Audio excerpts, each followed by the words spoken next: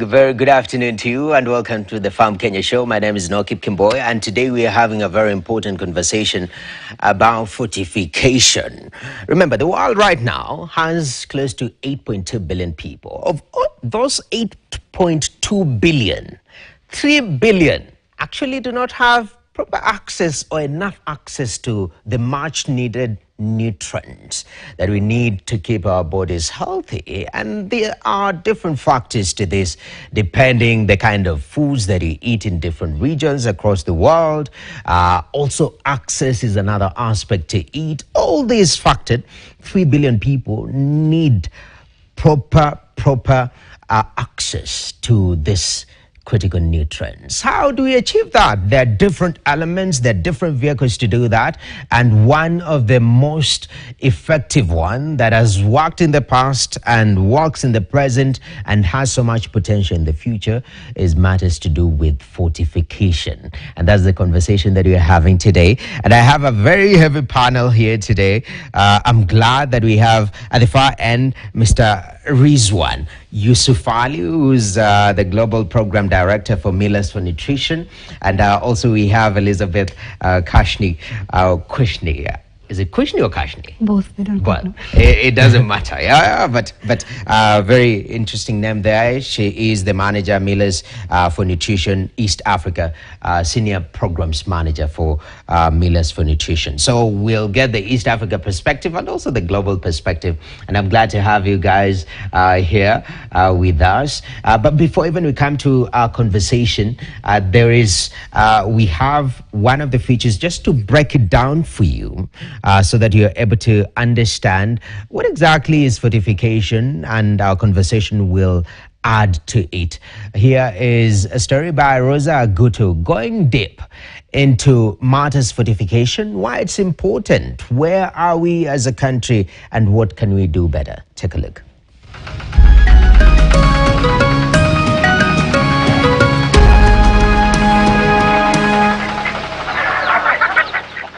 Fortified is a logo recognized by many. It is often seen on packaging of everyday foods like flour, salt, and cooking products. However, have you ever wondered what it really means? Professor Douglas Miano is a Kenyan scientist and virologist. He describes fortification. When we talk about fortification, what you are talking about is the improvement of the nutrient quality of a food. Mm-hmm. For example, you can talk about fortification of, let's say it is unga from maize, mm-hmm. and it is low in, let's say, vitamins, or it is low in, for example, iron or zinc or those mineral qualities. Then you want to improve the quality of that particular product. Mm-hmm. So you can add the provitamins, you can add the iron and zinc or whichever mineral that you want to add into that particular product, so that then it is the quality is enhanced, the quality is improved. So when you talk about fortification, it's actually adding of nutrients to that particular product so that the nutritionality becomes better. Fortification helps tackle common deficiencies such as iron, which causes anemia, and iodine, which leads to goiter. It also helps in beating lack of vitamin A and folic acid. In Kenya, fortification of certain food staples such as maize and wheat flour, edible oils, and salt is mandatory. It is aimed at combating micronutrient deficiencies. According to the Ministry of Health, goiter prevalence in the country reduced from 35% to 6% in 1999 after salt iodization successfully became a routine process in salt processing industries. Food fortification can be significant and cost-effective part of solving malnutrition. But how is fortification done? The microdoser doses the fortificant at a predetermined rate based on the flow of the flour.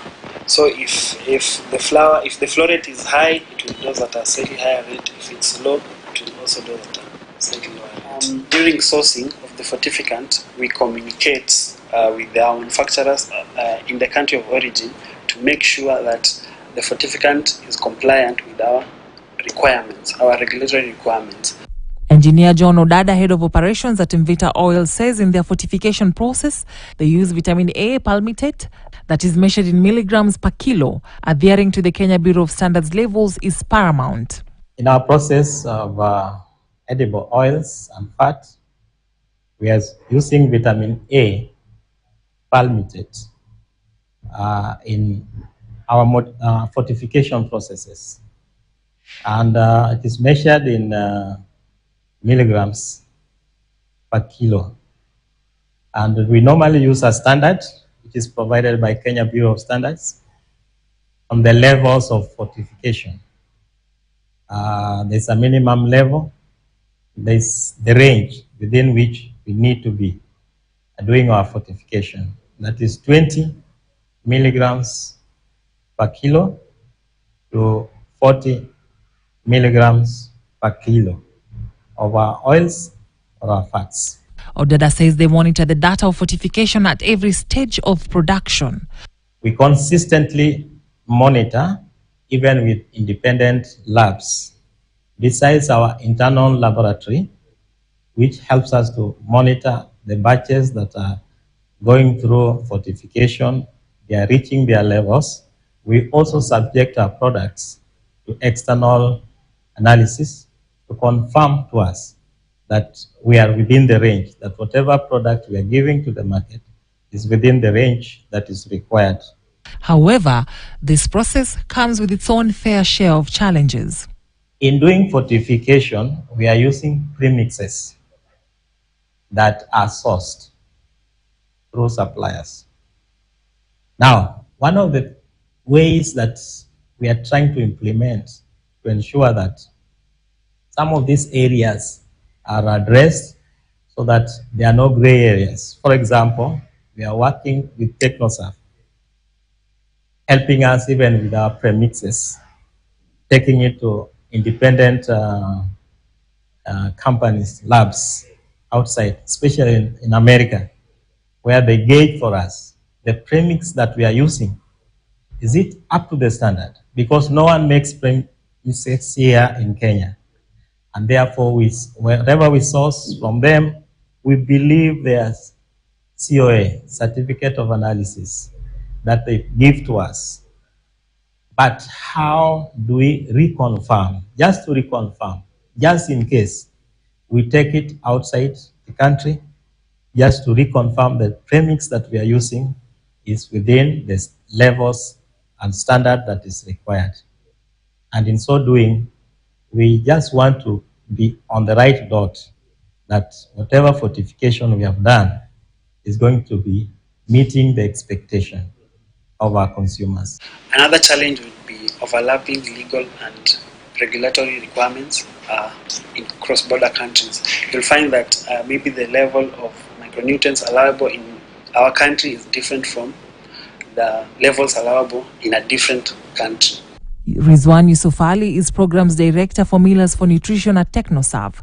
He says, much as nutrition situation in the country is improving, there are still some very deep underlying challenges that lead to nutrition gaps. Look at iron deficiency, vitamin A deficiency, zinc and some of the folate deficiencies. They are pretty high compared to countries that have done better than us.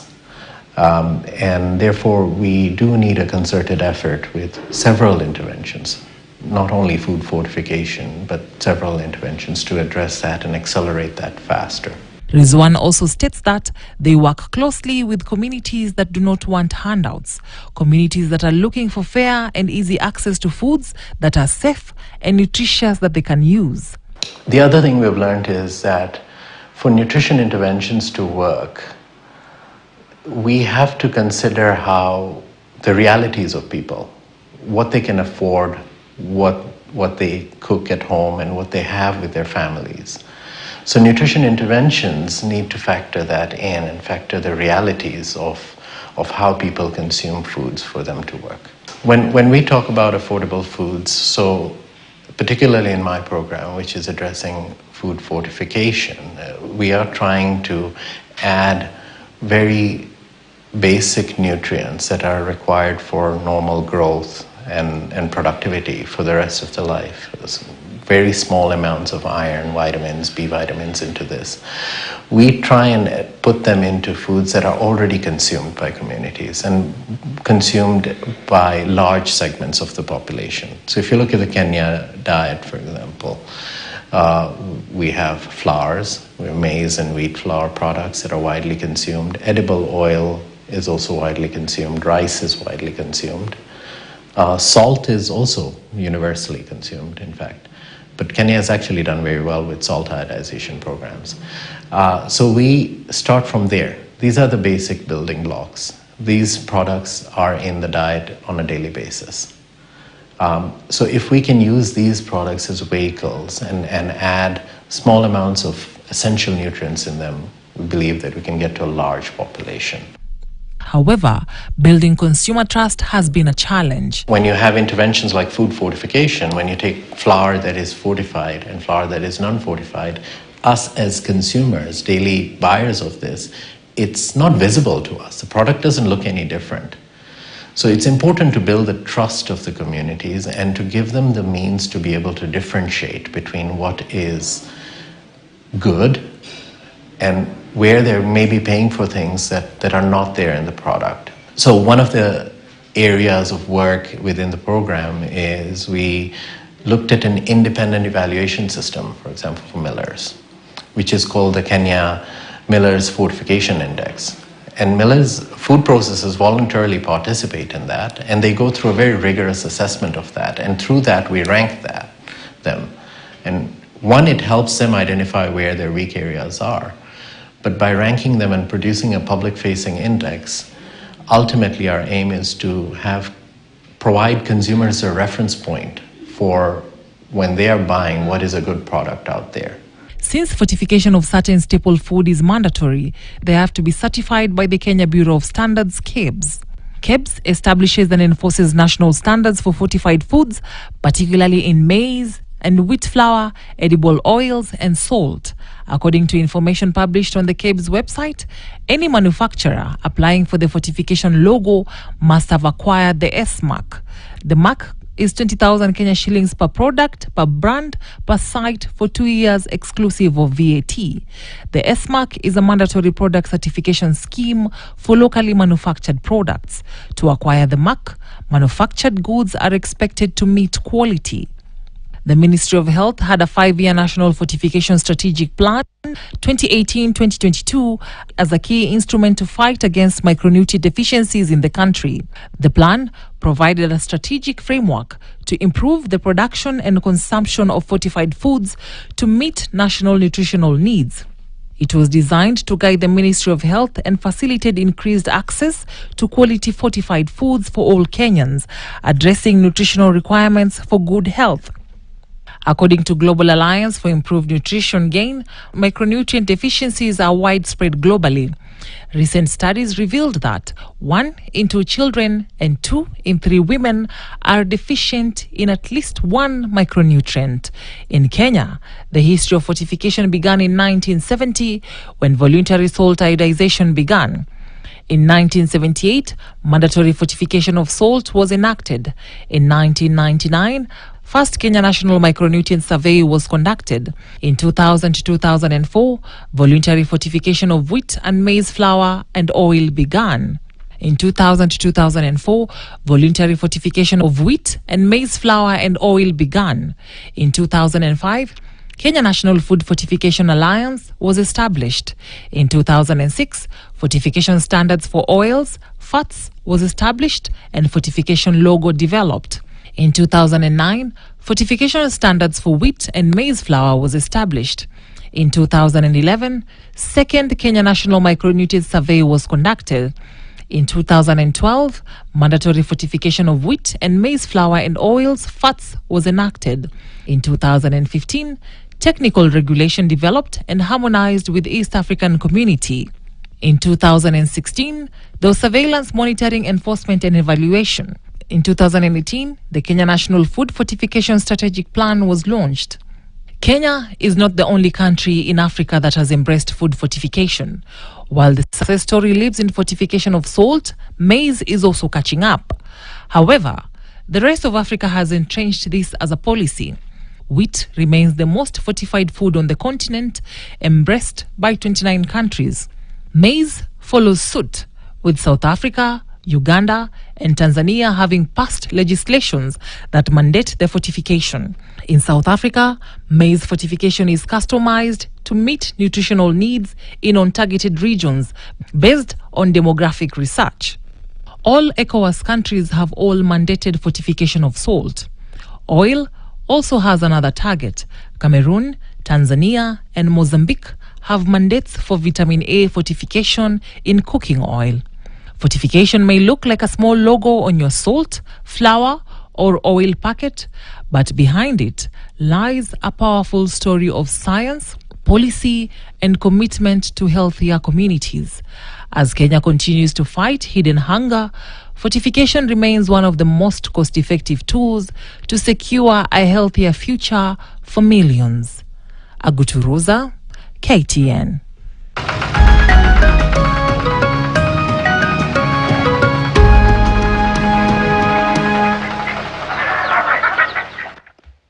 Indeed, a very packed story right there, and we want to unpack this.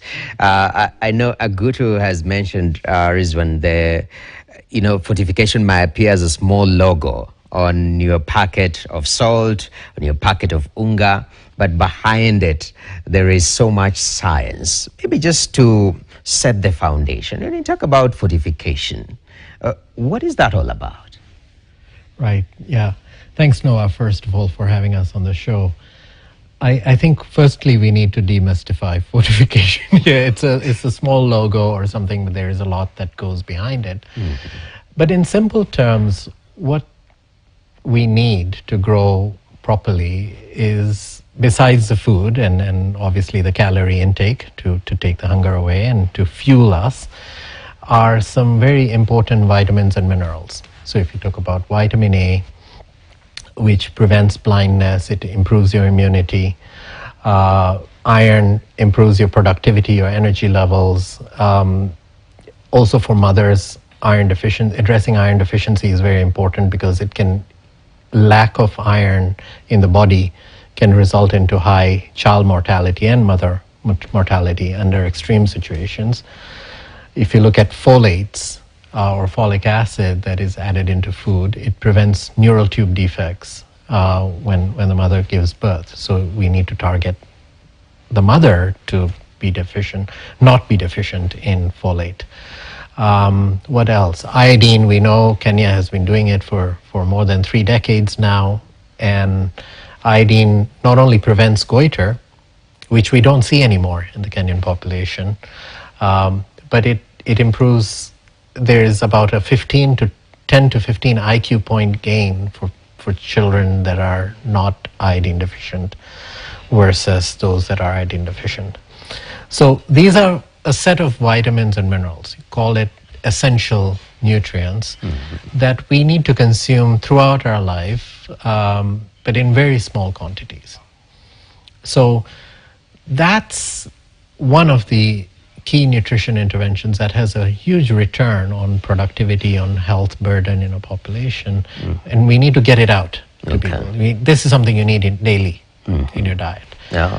So I think sometimes we use lots of terms, but essentially it's nutrients that you need. Definitely. That's very important. Elizabeth, we were chatting before the show and you told us the change, for example, that iodine, just that fortification of salt, has brought even from your experience. Talk to me about that. You talked about your parents' goiter, which was pretty common back in the day.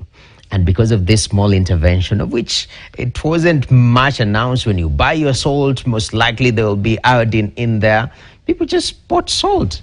Most likely it was communicated, but it wasn't as overt, but very important nutrient was added that sort of shifted the course of many people's lives. Talk to me about that experience. Yeah, sure. So I think there is a lot of misconceptions about fortification. And I keep saying to people, growing up, as I grew up, there was a lot of, especially women. I did see some men, but I think more prevalently women who had, goiters, and, we'd always wondered. It almost seemed like it was something common or known, especially in the rural areas, and a lot of neurotype defects, especially with younger children. I saw it for myself growing up, and it was almost normal. But if we look at over the past few years, I don't think I have seen anyone with a goiter in a very, very long time. And if I have, it's perhaps to countries that we work in that are not as advanced in their fortification or in that kind of context. So for a lot of people who then say, no, I don't take anything fortified, and I say, actually, how long have you been putting salt in your food? And then you say, well, you're fortified. You're fortified, and that's just a really practical example of what it's done, for the Kenyan population as well. Yeah. There is that misconception. I don't know whether it's fear when you bring a big word, you say you're fortifying something. And all of a sudden we're wondering, what are you fortifying? What is this fortification, of which we've already described, introducing these much needed nutrients? But also there is an element of fear. That I don't want to consume something that I don't know much about. Where does that fear come from? Yeah, I think that's a very, first of all, very important point. I think the fear comes from something, you're medicating my food, right? And all of us, food is a very emotional, a very connected part of our life, right? And when somebody tries to disturb it, so I think that's a myth we need to dispel. When we're talking about basic vitamin and minerals, if you were able to achieve a healthy diet, there's nothing unnatural in what we talk about vitamins and all that. You can eat vegetables, you can eat eggs and meat and all that. You'll get those nutrients. It's a very natural part. The problem lies, also transgresses into affordability. So very few people in Kenya, for example, are able to afford a diversified, healthy diet. That's our end goal, right? That's where we all want to be. But with poverty, and also, even when you're not poor, your dietary habits, we're not eating a diversified, balanced diet. It's very hard to achieve. So one way to address it is to put it in what you are eating, right? So yeah, you could eat lots of vegetables and carrots and everything, and you would get that. And that's all this is doing. It's taking your oil, which is there every day, your unga, whether it's you like wheat flour or maize flour or rice.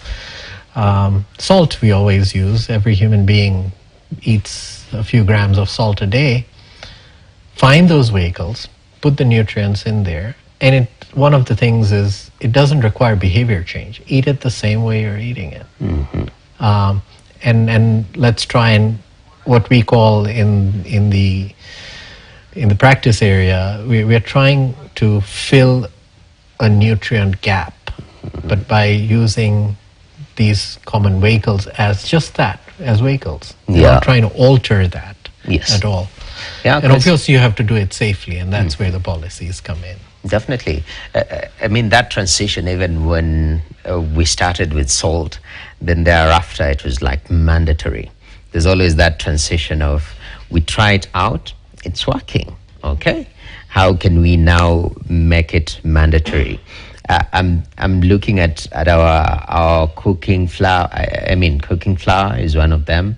Our rice, our cooking oil.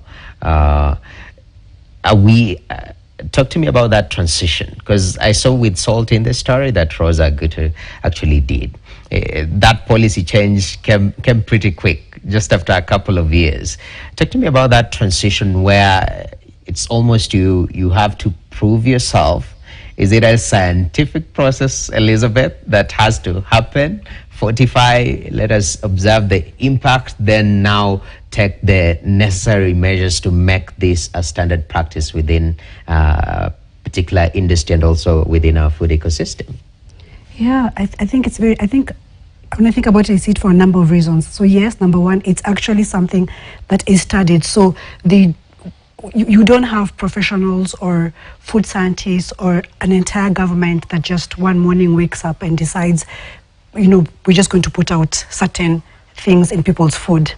So there's studies that are done to determine exactly what is needed and where. So I think Rosa spoke about South Africa that literally has different fortificants for different areas within the country. And that's because they've determined that in different parts of the country, there's different needs. And a lot of the population, you wouldn't believe it, is actually undernourished. So we all look like we're doing very well, or we look like we are eating quite right. But then if you look at our food systems, those have really changed over the years. There's so much that has gone. Our soils have changed, our patterns of living. There's so much that has changed as well. So all these considerations are put into place before it's enacted as a policy. But then there's also the public health awareness, right? So you're trying to also make the population aware. Why is this important? You need the buy-in of private sector. Remember, especially for a lot of these commodities, the government is not going to set up mills and set up salt plants, and it's mostly the private sector that's going to then be able to put out what's needed. So you're wanting to get the buy-in of the most important stakeholders. You want them to understand that you're not going to be standing there with a whip to whip. You want them to be on your side. You want them to understand that actually you are part of a much greater good. Okay. And it's important that then we can work together. So mobilizing the various stakeholders and also mobilizing the population to help them understand that this is what we are finding. So if you find that your child goes to school every day and they're struggling with concentration, they're constantly tired, it could mean that they're anemic, right? So it means they're iron deficient. So you're looking. And you're kind of then educating that, so that when it's then enacted as law, the government doesn't stand to whip, it stands to then mobilize, the resources, mobilize the populations. Okay. So it is very important that there's those interventions and that they're well spaced, then mandated. Okay, definitely. So it's concerted effort, all hands on deck. From the information side, the population needs to be educated. What's lacking and the need of it, and also from the industry side, it needs to be empowered to be able to enable all this. From the government side, setting the policy. We want to take a short break, but when we come back, we'll speak about that and some of the ways and measures we are taking to incentivize industries, millers, people who are manufacturing these products. It's very interesting that it makes a business sense to them at the end of the day. That and many more after this short break. Keep it KTN, keep it Farm Kenya. Unalima ardhi, mlango wa kulima, kuwa mshindi, kuwa na uhakika sasa, kukulea mustakabali wa baadaye. Tufanye kazi pamoja na tukue pamoja, kuimarisha Kenya.